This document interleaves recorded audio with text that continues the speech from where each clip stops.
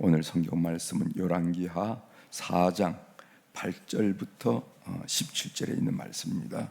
열왕기하 4장 8절부터 17절에 있는 말씀. 열왕기하 4장 8절에 있는 말씀, 제가 지금 성경으로 565면입니다. 열왕기하 4장 8절부터 17절에 있는 말씀. 찾으셨으면 제가 8절부터 봉독하도록 하겠습니다. 하루는 엘리사가 수넴에 이르렀더니 거기에 한 귀한 여인이 그를 간곤하여 음식을 먹게 하였으므로 엘리사가 그곳을 지날 때마다 음식을 먹으러 그리로 들어갔더라. 여인이 그의 남편에게 이르되 항상 우리를 지나가는 이 사람은 하나님의 거룩한 사람인 줄을 내가 아노니 청하건대 우리가 그를 위하여 작은 방을 담 위에 만들고 침상과 책상과 의자와 촛대를 두사이다. 그가 우리에게 이르면 거기에 머물리이다 하였더라. 하루는 엘리사가 거기에 이르러 그 방에 들어가 누웠더니 자기 사원 게하시에게 이르되 이 수넴 여인을 불러오라 하니 곧 여인을 부르매 여인이 그 앞에 선지라.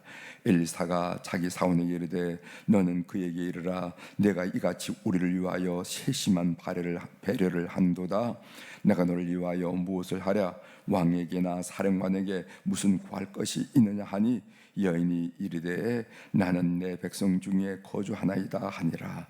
엘사가 이르되 그러면 그를 위하여 무엇을 하여야 할까 하니 게하시가 대답하되 참으로 이 여인은 아들이 없고 그 남편은 늙었나이다 하니 이르되 다시 부르라 하여 부르매 여인이 문에 서니라. 엘사가 이르되 한 해가 지나 이때쯤에 내가 아들을 안으리라 하니 여인이 이르되 아니로소이다.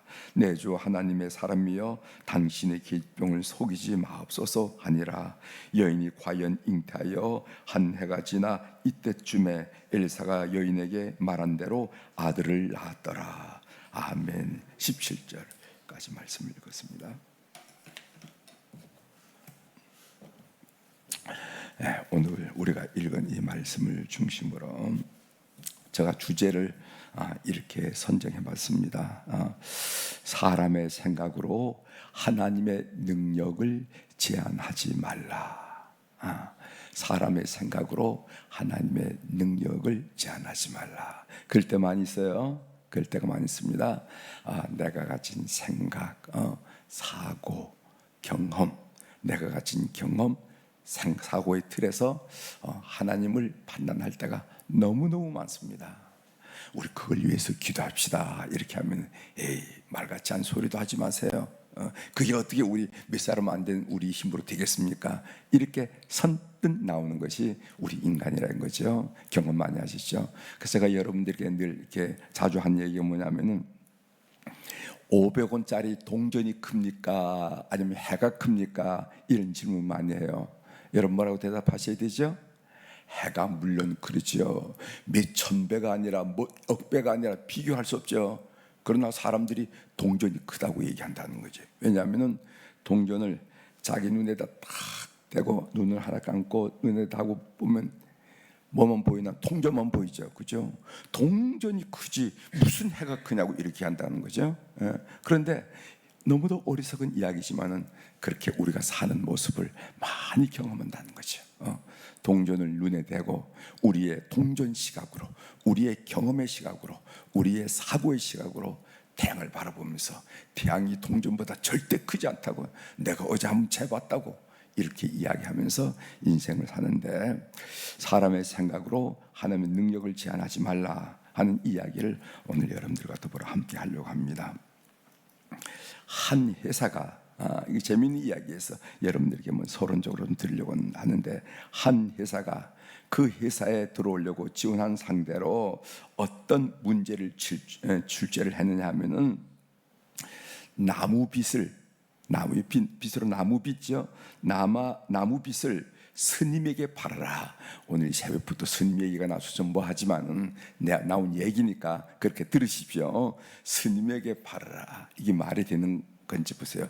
나무 빗이라는 것은 우리 어머니들이 이렇게 빗을 넘기는 머리가 있을 때 하는데, 스님은 머리가 없는 분들이 아닙니까? 근데 거기다 바르라는 겁니다. 그걸 바르라. 그래서 그러다 대부분의 사람들은 아니 머리 한 점 없는 스님에게 어떻게 파느냐 하면서 포기했어요. 한 몇백 명이 와서 그 회사에 데려가려면 했는데 말같지 않은 소리도 하지 말으라고 하고 포기했어요. 지원자 중 한 사람은 머리를 긁적이는 용도로 한 개를 팔았고, 스님한테 가자. 이거 머리 가려면 손으로 긁지 말고 이걸 빗으로 긁으라고 이랬다니까. 아이고 뭐 불쌍한 사람. 그렇게 하나 팔아줬어요. 하나 팔았습니다. 재밌지요? 네. 다른 한 사람은 신자들에게, 그 절에 오는 불자들에게 머리를 단정하게 다듬기 위해서 절에 비치하는 용도로 10개를 샀습니다. 아이고 뭐 바람 부고 뭐 불당이 오고 이러면 머리가 이렇게 산발하고 이런데, 그 그래도 부처님 앞에 가려면 좀 머리를 깨끗이 정리해야 되니까 거기도 비치용으로, 우리가 관공서에 가면 우리 돋보기 놨잖아요. 돋보기 놓고 이렇게 쓰라고 하는 것처럼 비치용으로 10개를 하자. 이게 뭐냐면 머리를 단정히 빗고 뭐 불상 앞으로 오든지 뭐 이렇게 써놓고 그랬다. 그래서 10개를 주문했어요. 그런데 한 사람은 1000개를 팔았는데, 그 빗을 머리를 빗거나 아니면 긁적거리는데 사용하지 않고 접근 방법이 달랐습니다. 뭐라고 했냐면은 그 주지스님을 찾아가서 절에 오는 신자들에게 무슨 깊은 뜻 있는 선물을 해줘야 될 텐데, 선물을 하셔야 될 거 아니냐고. 그래 이 절을 다시 찾지 않겠냐고. 그러니까 선물에는 뭐라 하냐면은 빗에다가 스님의 필체로 적선소, 선을 쌓는 빗, 이렇게 해서 적선소라 그래서 한문으로 쫙 써가지고 그 절에 온 사람들에게 내가 이거 내 글씨인데 이거 한번 받으라. 너무너무 고마워하는 거예요. 그걸, 그 빗을 왜 주지 스님이 그냥 한문으로 적선소, 덕을 쌓는 선을 쌓는 빗이라 이러니까 얼마나 의미 있는 빗이겠어요. 그래가지고 줄을 서가지고 스님한테 그 빗 하나 받으려고 그래가지고 10,000개를 주문했답니다. 10,000개를 주문했다는 거예요. 이 얘기를 하는 이유가 뭐냐면은 뭐 스님 얘기를 여러분들에게 들려고 하는 게 아니고 이 생각에는 이렇게 다르다는 거예요. 생각을 바꾸면은요 결과는 엄청나게 다르다. 그래서 생각을 어떻게 하느냐, 믿음의 생각을 하느냐, 그렇지 않느냐, 여기에 차이가 많이 난다 한 얘기를 제가 여러분들에게 말씀을 드리면서 오늘 이야기의 소론으로 말씀을 드렸습니다. 본문 내용은요, 오늘 우리가 읽은 열왕기하 4장 8절부터 17절은 수냄 이야기의 전반부입니다. 오늘부터 수냄 이야기가 되는데, 수냄 이야기가 어디까지 갔냐면 8절부터 37절에까지 수냄 여인 이야기가 나온다는 거죠. 이 전반부 8절부터 17절은요 수냄 여인이 아기를 출산한 내용, 아기를 낳았더라 하고 17절 말했죠. 나오는 얘기 나오고, 후반부 18절부터 37절은 무슨 이야기냐면 그 아이가 죽는 얘기가 나와요. 죽는 얘기. 그래서 그 죽는 아이를 살리는 이야기가 나오는데, 그것이 수냄 이야기 전반부 후반부를 장식하고 있습니다. 그런데 우리가 어제 공부했던 열왕기하 4장 1절부터 7절의 이야기, 어제는 과부의 기름 그런 얘기했죠.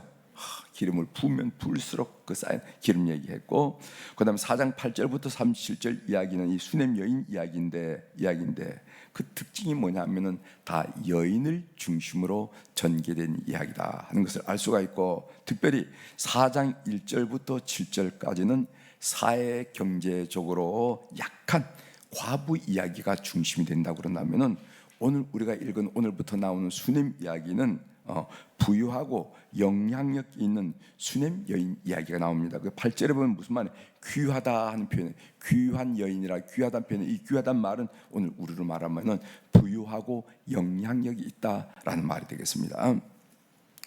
이 수냄은 도대체 어디에 있는가? 여러분 성지순례를 혹시 가보면 갈멜산을 혹시 가보실 수 있어요. 갈멜산은 뭐냐면은 엘리야가 바알과 아세라 신을 850명과 전쟁하던 그 지역이 갈멜산인데, 우리가 갈멜산이 뭐 그렇게 높지 않아요. 높지 않고 조금 언덕보다 조금 높은 지역, 대지에서 보면 좀 높아 보이지만은 그렇게 높지 않은 지역인데, 그 갈멜산으로부터 남쪽 동쪽 남동쪽으로 32km, 한 80리 되고, 그 다음에 이스라엘 평원, 그 갈멜산 앞으로 지어진 평원, 그 무기토가 있는 평원이 뭐냐면 이스라엘 평원이라고 쭉 펼쳐져 있는데, 그 이스라엘 평원에서 약 8km, 한 20m 떨어진 지역으로 예전부터, 그 무기토가 있듯이 예전부터 지리적 욕춘지입니다. 저 애굽에서부터 올라와 가지고 아시리아, 그 다음에 오늘날 이라크 같은 것들 바벨론으로 들어가려고 그러면 그 지역을 꼭 반드시 거쳐야 되고, 또 위에는 아시리아 제국이나 그 다음에 또 이렇게 바벨론 제국이 남쪽으로 점령을 해서 저 애국까지 점령하려고 하는 그 길목이 있는 것이 이스라엘 평원입니다. 거기는 곡창지대이기 때문에 곡식도 많고 그 지역인데, 그 지역에 가까운 지역이 바로 수넴 지역이다 하는 것을 알고, 여러분이 혹시 이스라엘 지도에서 그렇게 머리를 그리고 이 본문을 이해하는데도 도움이 되리라 합니다. 그런데 엘리사는 이 지역을 자주 왕래했어요. 그때마다 이 수넴 여인은 엘리사를 하나님의 사람으로 여기고 극진히 대접했다 그럽니다. 8절이죠. 8절 읽어보겠습니다. 하루는 엘리사가 수넴에 이르렀더니 거기에 한 귀한 여인, 귀한 여인은 것은 부유한 여인이라 하는 또 다른 표현이라는 거죠. 귀한 여인, 부유한 여인이 그를 간곤하여 음식을 먹게 하였으므로 엘리사가 그곳을 지날 때마다 음식을 먹으러 그리로 들어갔더라. 엘리사가 보니까 그 집이 부유한 집이고 그 주인의 마음도 넉넉하기 때문에 다른 집, 가난한 집 가서 부담스러운 것보다도 그 집을 드나들면서 아침 저녁으로 이렇게 먹였다는 거죠. 심지어 여인은 남편에게 청해서 엘리사를 위해서 방과 침상, 가구, 그리고 또 집기까지 이렇게 준비를 했습니다. 거기 보면 10절에 나옵니다. 정하건대 우리가 그를 위하여 작은 방을 담 위에 만들고 침상과 책상과 의자와 촛대를 두사이다. 그가 우리에게 이르면 거기에 머물리이다 하였더라. 참 이 여인의 마음이 넉넉한 것 같아요. 여러분, 경제적으로 여유 있는 것과 자기 재물을 다른 사람에게 섬기고 도와주는 것은 별개예요. 별개. 여유 있다고 도와주는 게 아닙니다. 가난하다고 못 도와주는 것도 아니에요. 그 마음이라는 거죠. 마음이. 그래서 그 돈이 좀 있는데 아주 인색한 사람이 있는가 하면은 그렇게 넉넉하지 않지만 손을 펴서 이렇게 나누고 돕고 이런 사람이 있다는 겁니다. 그래서 진정한 부자는 뭔가, 돈이 많은 사람을 우리가 부자라고 그러지 않고 마음이 풍성한 사람, 마음이 부유한 사람, 나눌 줄 아는 사람 보고 그 사람 진짜 부자네 이렇게 이야기하는 거죠. 엘사는 여인의 호의에 감사하면서 필요한 것이 없느냐고 묻습니다. 13절 보세요. 13절.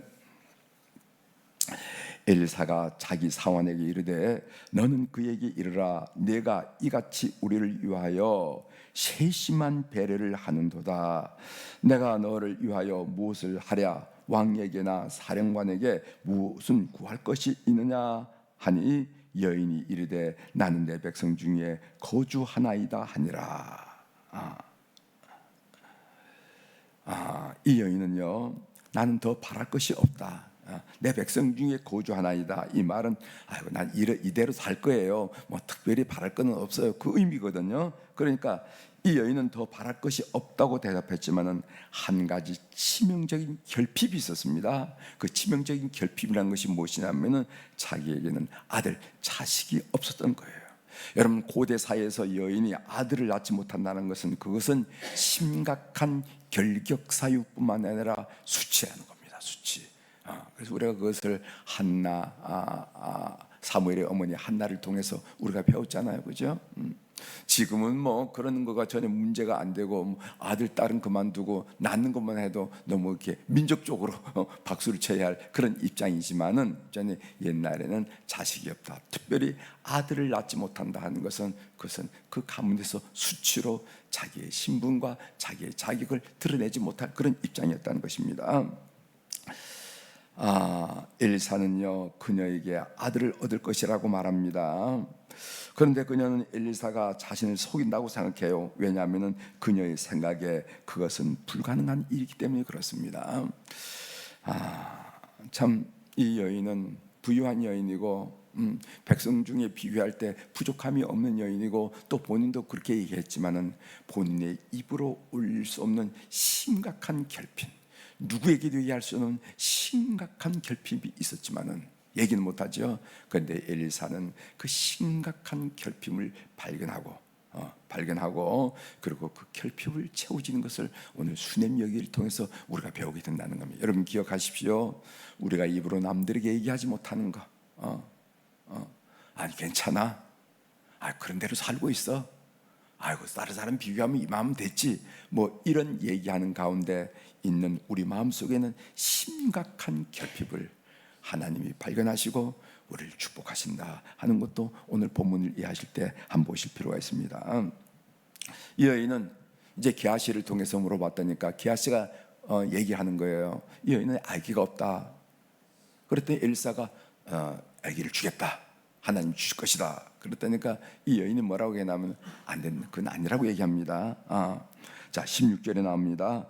엘리사가 이르되 한 해가 지나 이때쯤에 내가 아들을 안으리라 하니 여인이 이르되 아니로소이다. 내 주 하나님의 사람이여 당신의 계집종을 속이지 마옵소서 하니라. 속인다고 생각하는 거예요. 왜 속인다고 생각하느냐 하면은 사람의 생각으로는 그게 불가능하기 때문에, 본인도 나이가 있지만은 본인은 물론이와 그 주인 남편의 나이가 너무도 그래, 남편을 늙었다고 얘기하거든.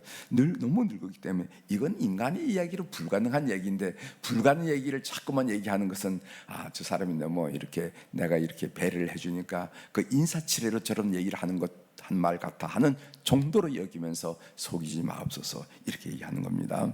우리가 마지막 절에서 했지만은 이 수넴 여인은 엘리사가 말할 때 아들을 낳게 되었다 하는 것을 우리가 알게 됩니다. 제가 본문을 읽으면서 마음에 가장 인상적으로 어떤 의미에서 충격적으로 다가온 말씀이 뭐냐면 당신의 계집종을 속이지 마옵소서 하는 이 여인의 음성이었습니다. 당신의 계집종을 속이지 마옵소서. 조금 전에 설명했듯이 이 말은 이 여인이 나쁘기 때문이 아니라 인간의 사고로는, 인간의 이성으로는, 인간의 경험으로는 도저히 일어날 수 있는 일이 아니기 때문에 에이 그런 말 하지 마십시오, 그런 얘기는 하지 마십시오 이렇게 나왔던 겁니다. 이것은 사람의 생각으로 하나님의 능력을 제한하는 태도다 이 말이지. 어떻게 표현됐건, 어떤 이유로 이런 말을 했던 건, 어떤 경험 때문에 이런 말을 했던 간에 당신의 계집종을 속이지 말라 하는 이 말의 의미는, 그것은 사람의 생각으로 하나님의 능력을 제한하는 의사였고 표현을 한 것입니다. 우리가 얼마나 자주 사람의 생각으로 하나님의 능력을 제한하는지 몰라요. 많이 그렇습니다. 하시든지 하지 않든지 그것은 하나님의 뜻이지만은 하나님은 모든 것이 가능하다라고 믿어드린 여러분 되시길 바랍니다. 우리는 하나님을 고백할 때 어떤 표현으로 고백하냐면 전지전능하시고 무소부재하신 하나님이라고 고백해요. 전지란 말은 모든 것을 다 안단 말이고, 전능이란 말은 모든 것이 다 가능하다는 거예요. 여러분들 그 일을 이루시든지 이루지 않는 것은 아부 하나님의 뜻이고, 하든지 하지 않는 것은 하나님의 뜻이지만은, 그러나 하나님이 하시고자 하시면 하실 수 있는 분이다 라는 믿음을 우리가 가지면서 신앙생활을 해야 된다는 거예요. 여러분 마가복음 9장 23절에 보면 이런 말씀이 있죠. 예수께서 이르시되 할 수 있거든이 무슨 말이냐, 믿는 자에게는 능히 하지 못할 일이 없느니라 하시니라. 빌립보서 4장 13절에 보면은 내게 능력 주신 자 안에서 내가 모든 일을 할 수가 있느냐. 그래서 성경의 표현은 가능성을 이야기하고 있습니다. 이건 하나님에 대한 믿음의 고백이거든요. 그래서 하나님 가능하다는 거예요. 그러나 그 일을 나를 잘 아시는 하나님께서 이루시든지 이루지 않든지, 하든지 하지 않든지, 그건 하나님의 뜻이고, 우리가 하나님을 바라보는 우리는 하나님은 모든 것이 가능합니다 하나님은 모든 것이 가능합니다. 하나님께는 할 수가 있느냐 없느냐고 질문하는 것은 그건 질문이 아닙니다. 능히 하지 못할 일이 없습니다 라고 고백하는 여러분들이 꼭 되시길 바랍니다. 제가 우리 친구 목사 이용원 목사님 이야기를 제가 새벽기도 때 여러분들이 한번 드린 적이 있어요. 이분이 미국에서 목회하다가 국내에 들어와서 목회를 했는데 딸의 결혼식 참석차 미국을 방문 중에 딸의 결혼식이 내일인데 오늘 그 예행 연습을 하고 오다가 교통사고를 만났어요. 그래서 앞에 있던 운전하는 딸과 그 딸 옆에 있던 조수석에 있는 부인, 그 목사님 사모님 그렇게 다치지 않았습니다. 그렇게 에어백이라고 그러죠. 그게 터져 나와서 다치지 않았어요. 고속도로에서 교통사고 나는데, 그런데 뒤에 그냥 혼자 이렇게 앉았던 이 목사님이 목사님이 이렇게 교통사고를 만났는데 사지를 움직이지 못하고 말도 못하고 식사도 못하고 호흡도 스스로 못했습니다. 우리는 이 사람이 이제 잘못된 줄 알았어요. 호흡도 못.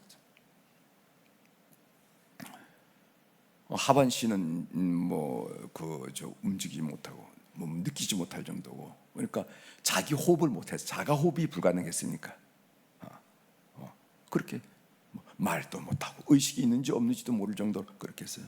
그러다가 미국에서 미국의 치료비가 너무 많으니까 한국에서 이제 몇몇 분들이 우리 서울 남면에도 이렇게 비용이 비싸니까 서울 남면에서 반을 대고 광림교에서 반을 대고 이래서 한국에 와서 지금 어디서 치료를 받고 있느냐면은 저 가평에 가면은 국립교통재활센터인지 무슨 병원인지 있어요. 크더라고요. 큰 병원이 있는데 그 병원에서 이제 치료를 받고 있는데 지난주 토요일 날 저는 못 갔습니다. 저는 일이 있어서 못 갔지만 친구들이 그 방문하면서 그 방문한 걸 그 영상을 올려놔서 제가 그걸 이제 보면서 하는데 그 사모님이 여기 와가지고 이게 벌써 시간이 오래되니까 얼마나 이게 케어하는 게 힘들겠어요. 그렇죠? 병가 나오기 힘들겠어요. 그러나 잘 하다가도 사모님이 화가 날 때가 있잖아요. 화가 날 때가 있으면 그 남편을 붙들면서 이렇게 한다는 거예요. 아니 당신 일어날 거예요? 안 일어날 거예요? 이런다는 거지. 그러면은 그 목사님 뭐라고 하면 나는 하나님을 믿는다. 그래, 나는 하나님을 믿어. 난 하나님을 믿어. 그 대답만 하다는 거예요. 그런데 지난주일 토요일인데 지난주일에 그 서울에 있는 교인들이 한 번도 안 갔는데 그 목사님이 이제 휠체어 앉아서 말씀도 하고 웃기도 하고 이러시더라고. 그래서 이제 목사님과 더불어 야외 예배를 드렸다는 겁니다.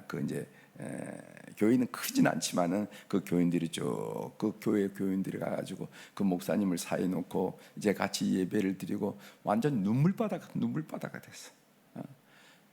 그 목사님 강단에 한 번도 서 못하고 바로 병원에서 이제 휠체어에 앉아 있는 건데 교인들이 이렇게 와가지고 눈물바다가 되고 그 목사님이 이제 말씀을 해주시니까 교인들 한 사람에게 목사를 안수를 하더라고요. 안수를 이렇게 해주면서 예배를 마치는 환자복을 입고 그런 걸 하는데 친구들이 아니 기적이라는 거예요. 기적이라. 도저히 누가 상식적으로 판단할 때 이게 회복이 안 되는데 회복해서 손도 발도 움직이고 발은 이렇게 하고 이제 막 움직일 수 없지만 그래서 휠체어를 이용하고 있지만 발도 움직이고 소다리도 움직이고 손도 움직이고 말도 하고 식사도 혼자 하고 웃기도 하고 이렇게 단까지 왔어요.